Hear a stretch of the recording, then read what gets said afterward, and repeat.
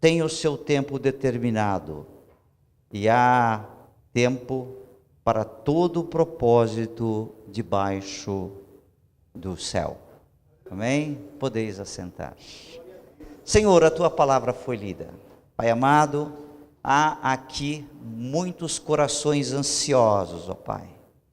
Muitas pessoas, Senhor, à espera de um milagre. E alguns até se questionam quando será a hora. Mas tu sabes, ó Pai amado. E tu sabes também que para muitos que aqui vieram, será hoje o milagre, ó Pai amado. Pai, eu me coloco nas tuas mãos, como instrumento teu, Senhor. Usa-me para que a tua palavra seja entregue e o seu Espírito, Pai, possa trazer discernimento a cada mente aqui presente, Pai. Eu te louvo por isso, te agradeço, ó Pai, reconheço a tua soberania, Senhor, e me sinto honrado por ser nesta noite, Pai, o instrumento que vai trazer a palavra aos teus filhos aqui. Amém. Queridos, eu, quando preparava a mensagem, esta palavra me veio à mente e eu entendi que pela circunstância como ela veio, seria a palavra que eu deveria entregar à igreja hoje. E como subtítulo a esta mensagem, eu coloquei o seguinte: Deus nunca se atrasa. Chega sempre na hora certa. Então não se preocupe, querido. O teu milagre virá, mas na cronologia de Deus. A nossa agenda às vezes é uma agenda ansiosa. Às vezes nós queremos antecipar algumas coisas, mas Deus sabe todas as coisas. Ele é soberano e entende que algumas vezes nós devemos esperar um pouco mais, e até deixou um ensinamento a respeito disso, e foi muito pertinente o que nós vimos um pouquinho. O que antecedeu a minha entrada aqui foi uma dança, e também está escrito lá em Eclesiastes capítulo 3, e no verso 4, diz assim, que há um tempo para chorar, um tempo para rir, um tempo para ficar triste e tempo para dançar de alegria. Amém? Então Deus confirmando a palavra dele através dos eventos que acontecem aqui. Então existe um tempo determinado para todo propósito embaixo do céu. À medida que eu lia, eu procurava entender o que o autor quis dizer com isso, e cheguei a algumas conclusões, e entendo que essas conclusões não foram chegadas simplesmente pelo meu nível de elaboração intelectual, mas sim porque o Espírito Santo ia me esclarecendo e trazendo o discernimento da palavra que eu estava lendo. O trecho, quando a gente lê, ele é poético, ele é vibrante, é bonito de ler, sobre as oportunidades, sobre o tempo, e destaca, até parece, realidades opostas, porque ele fala é tempo de nascer e tempo de morrer. Dá a impressão que o autor queria fazer algum tipo de contraste, tempo de plantar e tempo de colher, tempo de chorar e tempo de rir. Mas à medida que você lê e se aprofunda nesta passagem, o autor não estava fazendo nenhum tipo de contraste, ele não quis fazer nenhuma comparação, ele não quis classificar aquilo que era bom ou que é ruim, até porque quando a gente fala de plantar e colher, não pressupõe-se que um é ruim e o outro é bom. E quando a gente fala de nascimento e morte, não pressupõe-se de que um é bom e o outro é ruim. O autor estava dizendo que estas circunstâncias, elas fazem parte da nossa vida. O texto diz de coisas que trata a nossa realidade, que Deus reúne no tempo dele todas essas circunstâncias, e no tempo dele nascem os nossos filhos, e no tempo dele nós somos recolhidos à glória, sempre no tempo dele.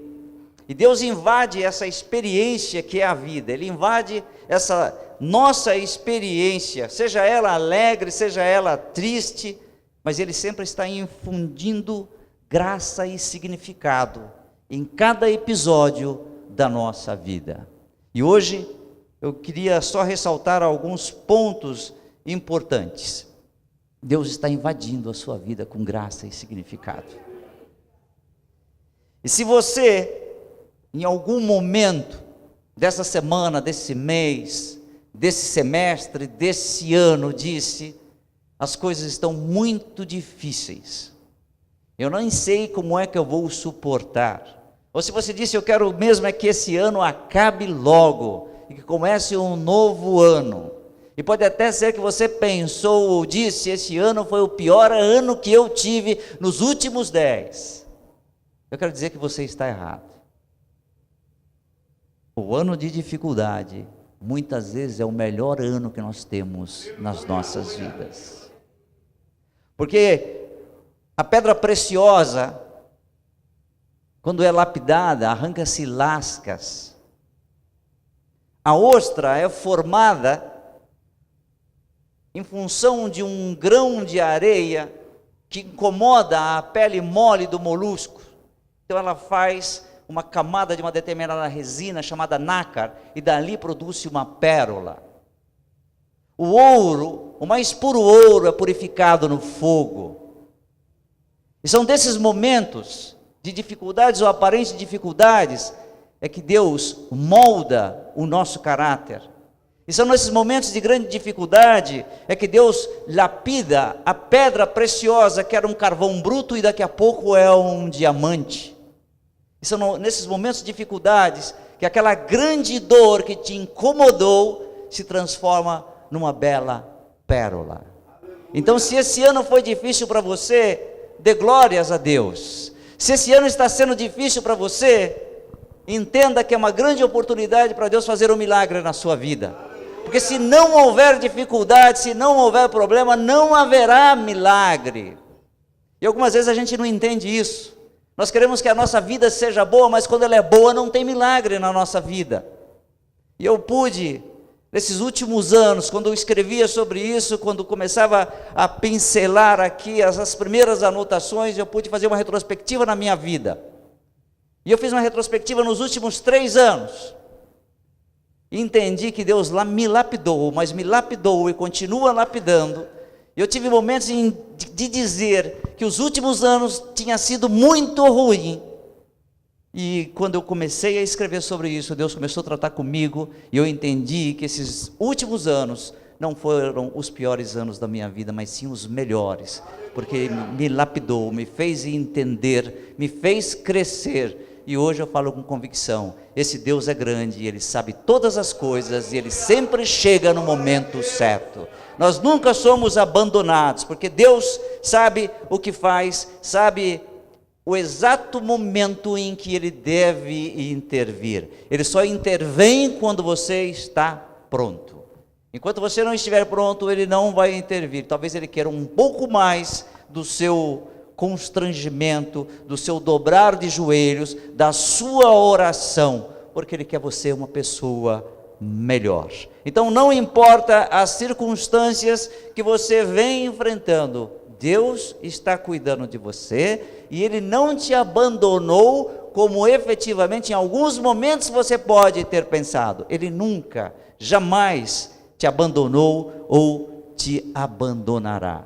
E se você estiver no meio da dificuldade agora, eu queria dizer para você, que você, de acordo com as promessas da palavra do Senhor, você vai superar tudo isso. Não será indolor, porque há necessidade de nós aprendermos. Até um ditado popular, bastante utilizado pelas pessoas de língua inglesa, que diz assim: no pain, no gain. Sem dor não há ganho. Então não será indolor, e também não será rápido, porque o nosso horizonte de tempo, à medida que a gente mede o tempo, é diferente da medida do tempo do Senhor.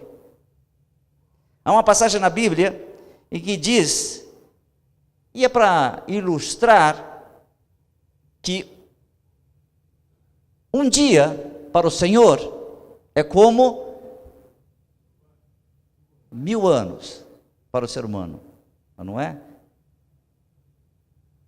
Então, a maneira como Deus mede o tempo é diferente da nossa.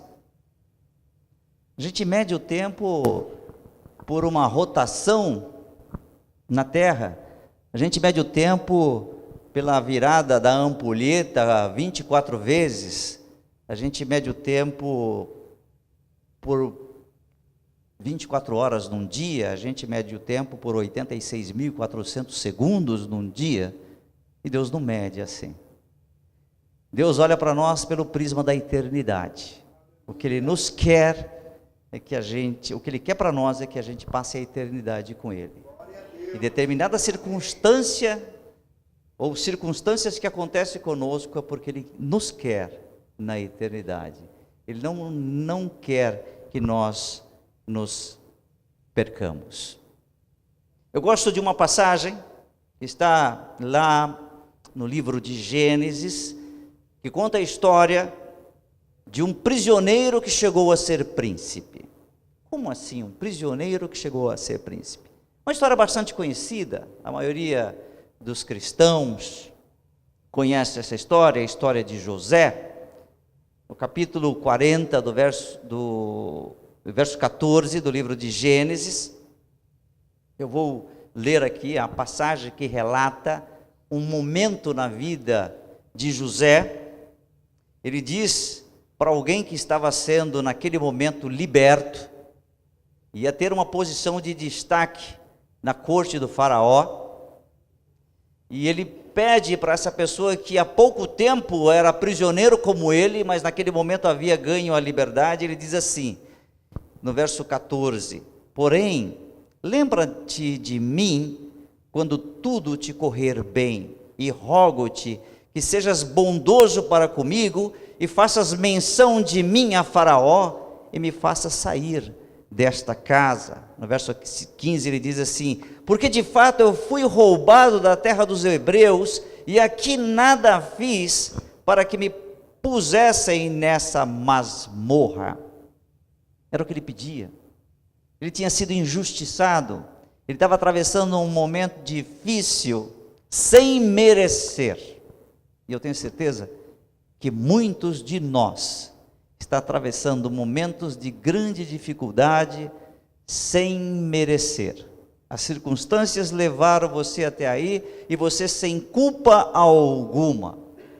E provavelmente você, como José, já recorreu a muita gente, supostos amigos, pessoas que disseram em algum momento que iam te ajudar, pessoas que te prometeram, muitas vezes até interessado numa possível recuperação sua, mas você foi enganado, você foi esquecido.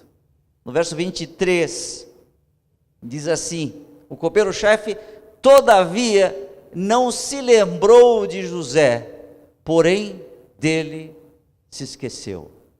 Nós somos esquecidos sim pelos amigos, nós somos esquecidos pelos parentes, nós somos esquecidos pelos nossos superiores hierárquicos, mas Deus não se esquece de nós.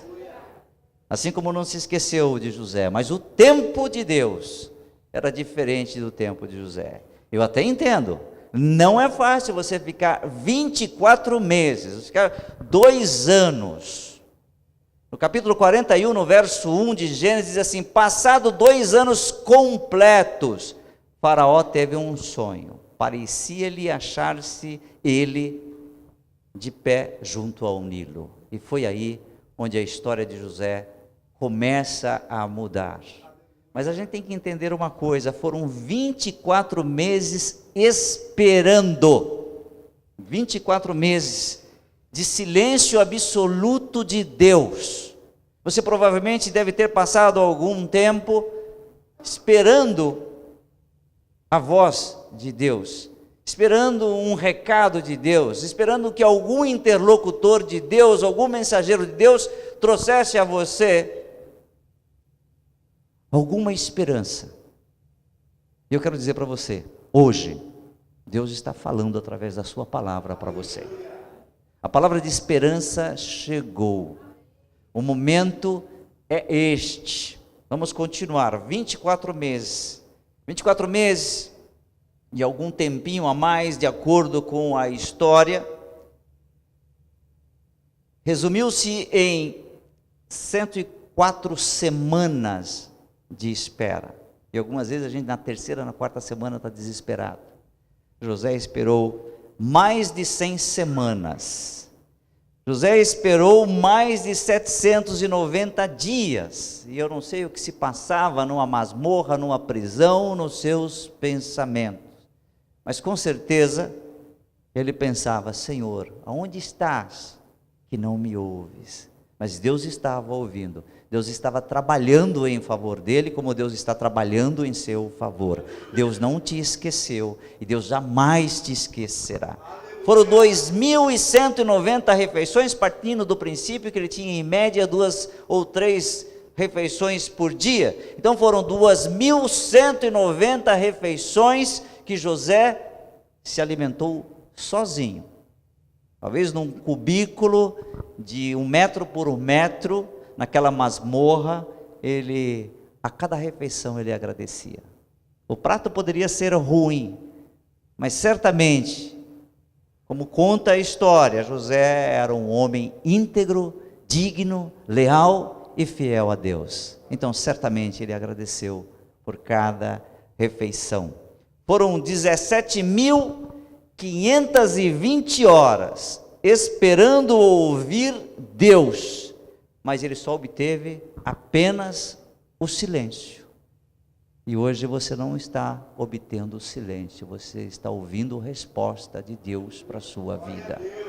E ele está dizendo que ele cuida de você e que ele não se atrasa, é apenas o tempo correto, o tempo dele. E eu tenho certeza, querido, que uma quantidade de dias como essa, 17.790 dias, e uma quantidade de horas como essa, 17.520 horas, é tempo suficiente para a gente ficar amargo. Eu acho que você já ficou amargo esperando 1 hora na fila de um banco. Você já deve ter ficado amargo esperando 45 minutos ou 1 minuto no consultório médico. A gente fica amargo porque a gente não gosta de esperar. E esse rapaz aqui esperou, hein? E muito tempo. É tempo suficiente para a gente ficar furioso. Você já não ficou furioso numa fila de trânsito? É tempo, inclusive, suficiente para você ficar cético e perder a fé. Esperar 2 anos, sem nenhuma resposta, e consciente que você está sendo injustiçado, com certeza, muita gente ficaria cética e diria: Deus não existe, não é possível eu, uma pessoa tão boa, passar por tudo isso. Em 2004, 2005, eu tive uma situação um pouco complicada na minha vida, já até testemunhei aqui, mas vale a pena relembrar. Eu estava em Porto Alegre, em Gramado, a trabalho, numa convenção, e acabado a minha participação na convenção, era 6:30 da tarde, eu saí fora do hotel, e saí pensando e refletindo. A dificuldade que eu passava era muito grande, e eu comecei a pensar: será que Deus existe mesmo? Será que não é balela? Será que mamãe não me ensinou errado? Ela era muito careta, ela era muito carola, ela era muito fanática, eu pensava. Então eu acreditei em algumas histórias, e esse negócio colou na minha mente, e eu fui enganado. Foi o que eu pensei, o que eu pensava, e no meu discurso. E fui caminhando por uma rua muito interessante, porque Gramado é uma cidade de inverno, e tem muitas casas bonitas. E eu subia aquela ladeira, e quando chegou no topo daquela rua, era uma espécie de morro, eu comecei a olhar para o horizonte, olhei para o céu, um céu muito estrelado, porque era uma noite de inverno, era o mês de julho, e eu disse: olha, se Deus existe e existe solução para o meu problema, eu quero ver este mato aqui pegar fogo. Porque eu tinha lido na Bíblia, a mamãe tinha me ensinado a respeito do episódio de Moisés, que a sarça ardeu, e eu queria que a sarça, o mato, pegasse fogo. E eu fiquei olhando para o mato não pegou fogo, eu já me desanimei. Gente, não foi mais do que, sei lá, 2 ou 3 minutos a minha espera para o mato pegar fogo, e o mato não pegou fogo, eu já comecei a ficar cético. Mas resolvi facilitar um pouco o trabalho para Deus, e olhei para o céu, um céu muito estrelado.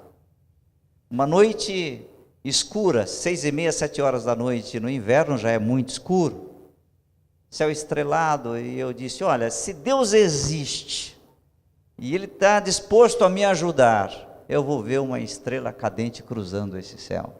Aí fiquei olhando, nenhuma estrela cadente cruzou o céu. Eu cocei a cabeça e já estava muito certo da não existência de Deus. Mas ainda dei mais uma chance para Deus. Eu disse assim, olha, se tu existe, e o meu caso tem solução, e eu vou ser ajudado, eu quero ouvir um cachorro latindo. Gente, facilitei, né? Um cachorro tinha que latir naquela cidade. Mas foi exatamente nesse momento que Deus calou todos os cachorros naquela cidade. E eu não ouvi nenhum grunhido, nenhum latido de cão. E eu desci convicto que Deus não existia. Eu não pude esperar. Uma semana depois, mamãe se preparava para viajar. Ela ia com um grupo da igreja que ela frequentava na época. Hoje, por morar em outra cidade, não frequenta mais, mas frequenta a igreja evangélica Assembleia de Deus. Aliás, mamãe fez 80 anos hoje. Ela ia para Israel, e eu cheguei lá, e estava um monte de gente na sala, um alarido, vozes, alegria, festejo. Afinal de contas, era uma viagem interessante que eles iriam fazer. E mamãe disse, olha, eu vou te apresentar para uma pessoa aqui. E me apresentou para algumas pessoas, mas um em particular me chamou a atenção. Um senhor muito sério. Falou, escuta, eu tenho um recado de Deus para você. Aí eu zombei. Falei, Deus, que isso? Para com isso. Deus. Me veio à mente o mato que não pegou fogo, o meteorito ou a estrela cadente que não cruzou o céu, e os cachorros que não latiram. Mamãe até se assustou, disse, filho, vai lá para cima, vai conversar com o irmão aí. E eu subi para o andar de cima da casa, e ele frente a frente comigo, fechou os olhos, estendeu a mão e colocou no meu ombro, e eu pensei, já vem os fanatismos. E com uma voz muito suave, ele disse, te lembras daquela noite escura e fria? Eu ouvi a tua voz. Eu não tive outra alternativa a não ser cair de joelhos e agradecer a Deus. Ele fala com a gente do jeito e na hora que Ele quer. Ele usa quem Ele quer para falar com a gente. E foi a partir desse momento que minha vida começou a mudar. Eu comecei a me aproximar de Deus, e Deus transformou a minha vida. E nos últimos 3 anos Ele tem lapidado, Ele tem dado o retoque final.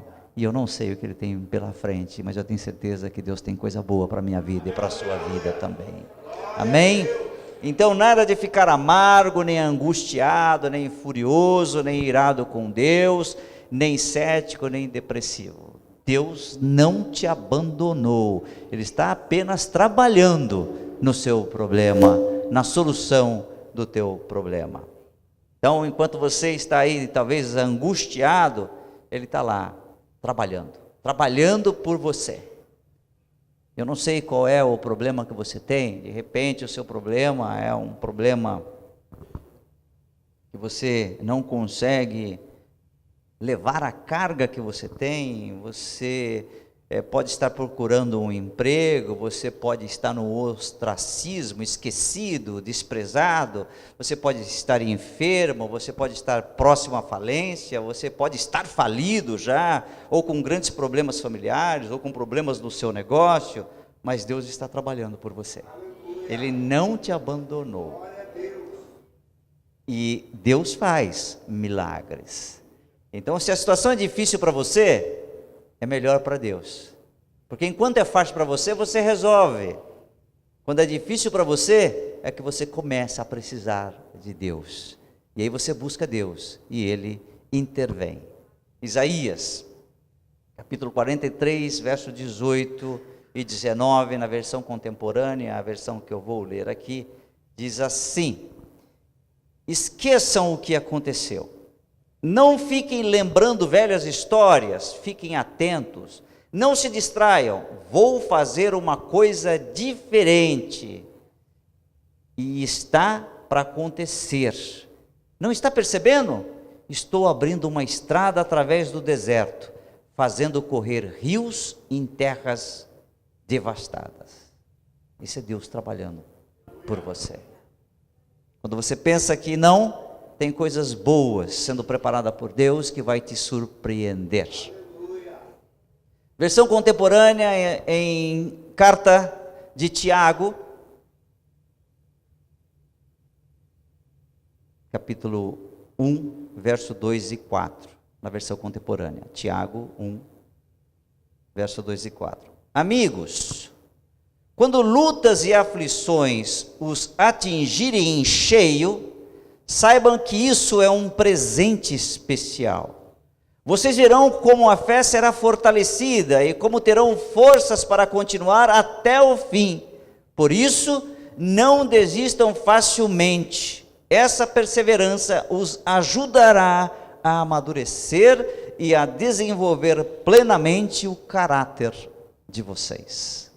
Lutas, aflições, dificuldades é um presente de Deus.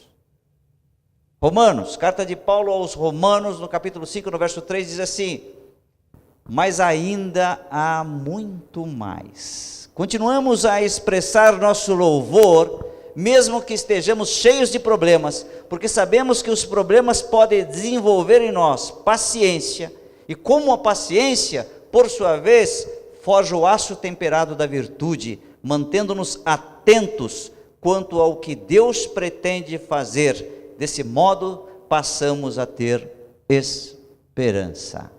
Então, as dificuldades é para transformar você numa pessoa muito melhor do que você é hoje. Via de regra, as pessoas que passam por grandes dificuldades sempre saem fortalecidas, sempre saem melhor do que quando entrou na dificuldade. E o que Deus quer são pessoas melhores no reino dele. Ele nos dá essas oportunidades de nós enfrentarmos adversidades, para que nós possamos robustecer a nossa fé. É isso que Deus tem para você. E eu quero insistir, Deus não se atrasa. Existe um termo utilizado na administração, sobretudo na administração industrial, que é o termo just in time, no tempo certo, na quantidade certa. É o que Deus tem para você. Ele não se atrasa. Ele virá no momento certo, você só tem que esperar. Isaías, capítulo 40, verso 31, diz assim, na versão contemporânea: mas os que esperam no eterno renovam suas forças, abrem as asas e voam alto como águias, correm e não se cansam, andam e não ficam exaustos. Se você se sentir exausto na jornada, lembre-se, aqui tem alguns lembretes que nos ajudam a continuar perseverante. Então, quando, numa daquelas manhãs, você se levantar, sem vontade de caminhar, de enfrentar os desafios do dia, abra sua Bíblia, leia, porque aqui tem gotas de vitamina, de dinamite, que vai fazer você enfrentar as dificuldades, se você confiar nas promessas dessa palavra. Eu recomendo, por exemplo, você ler em Êxodo, capítulo 14, verso 13 e 14. Êxodo 14, 13 e 14, quando Moisés respondia ao povo. Preste atenção na promessa que existe aqui. Moisés respondeu ao povo: não tenham medo. Fique firmes e observe o Eterno realizar hoje sua obra de salvação a favor de vocês. Olhe bem para os egípcios, porque vocês não vão torná-los a vê-los. Olha aí. Olhe bem para os problemas que você tem, porque esses problemas você não vai mais tornar a vê-los. Deus vai interferir, Deus vai dar estratégias, Deus vai te dar inteligência e você vai enfrentar os problemas com desenvoltura e os problemas serão solucionados. Você crê assim? Então, que bom, porque quando a gente crê, o tempo de Deus se restringe e ele acontece mais rápido. Quando a gente não crê, demora um pouco mais. Isaías 41, 10. Isaías 41, 10. Versão contemporânea. Você não precisa ter medo, porque sou seu Deus. Vou dar forças a você, eu o ajudarei. Você encontrará firmeza em mim, vou segurá-lo pela mão. Maravilha é o que Deus tem para você. Mas e se houver dúvida ainda? Se houver dúvida ainda, eu aconselho você a abrir a sua Bíblia em Filipenses 4. Filipenses 4, versos 6 até o 8. Na versão contemporânea diz assim: não se aflijam nem se preocupe. Em vez de se preocupar, orem. Permitam que as súplicas e os louvores transformem seus receios em orações, permitindo que Deus os conheça. Antes que vocês percebam a compreensão da integridade de Deus, que só contribui para o bem, virá e os acalmará. É maravilhoso o que acontece quando Cristo retira a preocupação do centro da vida humana. Deus não se atrasa, Ele não dorme, Ele não cochila, Ele está muito atento. Salmo 121, no verso 4, diz assim, está falando do seu guardião, o guarda de Israel. Salmo 21, verso 4, versão contemporânea. Seu guardião nunca dorme, jamais. O guardião de Israel nem sequer cochila. Deus não se atrasa e Deus está trabalhando por você. Evangelho de João 5:17. Vou ler aqui para os irmãos. E Jesus lhes respondeu: meu Pai trabalha até agora e eu trabalho também. Queridos, nós temos uma dupla força trabalhando por nós. Jesus Cristo intercedendo junto ao Pai por você e Deus trabalhando em seu favor. Não há como perecer quando a gente confia. Não há como perecer quando a gente crer no sacrifício da cruz. Não há como perecer quando a gente lê, medita e crê na palavra de Deus. Não há como perecer se você utilizar isso como bússola para as suas ações, para a sua vida. Deus não se atrasa, Deus trabalha por você, Deus quer fazer milagres na tua vida. Você não está só, mesmo que tenha essa percepção, em função da circunstância, mesmo que tenha esperado muito, mas eu tenho certeza que você não está esperando tanto e na condição como esperou José. Você não está só. Salmo 37, no verso 5, diz assim: entregue o seu caminho ao Senhor, confie nele, e Ele agirá. Você não precisa agir, você só precisa entregar a Ele, confiar nele. Se Deus consegue transformar um prisioneiro em príncipe, não acha que Ele pode gerar o bem a partir da sua dificuldade? Eu tenho certeza que Deus certamente fará o bem a partir da sua dificuldade. E não importa se a sua dificuldade é um grande caos, não importa se a sua dificuldade é uma necessidade que na sua concepção é difícil de alguém atender, não importa se a sua dificuldade é com relação a um negócio que está difícil de se concretizar. Se você crer em Deus, se você confiar, Ele não vai te abandonar, e no momento correto Ele vai agir. Ele nunca vai abandonar um filho. Uma das histórias muito comoventes que já ouvi, e de uma certa forma retrata essa circunstância de que Deus nunca nos abandona, porque Ele prometeu. E se Ele prometeu, está escrito aqui, é a palavra dEle, ela é absoluta, a palavra dEle é perene, e a palavra dele é atemporal, significa o quê? Que está valendo para o dia de hoje, está valendo para este momento agora. A palavra dele é verdadeira, a palavra dele é perene, vai valer hoje, vai valer amanhã também. E a palavra dele é atemporal.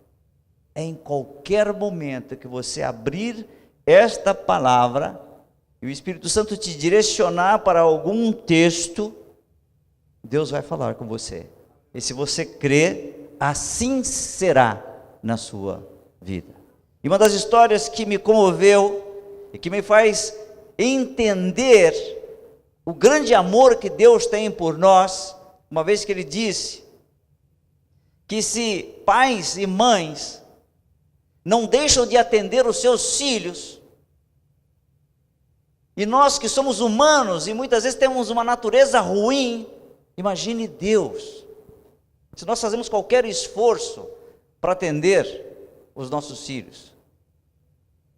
Outro dia eu conversava com a minha pequena Dani e eu falei para ela: filha, eu faço qualquer coisa por você, eu dou até minha vida. É claro que é numa maneira emocional, mas a gente faz essas promessas para os nossos filhos porque a gente ama os nossos filhos e a gente quer o melhor para os nossos filhos. Que Deus para conosco. Ele tem coisas boas para a nossa vida, o que Ele prometeu, Ele não deixa de cumprir. E Deus tem promessas para a sua vida. E essa história aconteceu em 1989. Aconteceu na Armênia. Na Armênia, neste ano de 89, teve um terremoto. Esse terremoto durou apenas 4 minutos, mas ele destruiu o pequeno país. Naquele país, cerca de 30.000 pessoas morreram neste terremoto. Um pai que tinha deixado o filho na escola, voltava com a esposa, quando houve o tremor.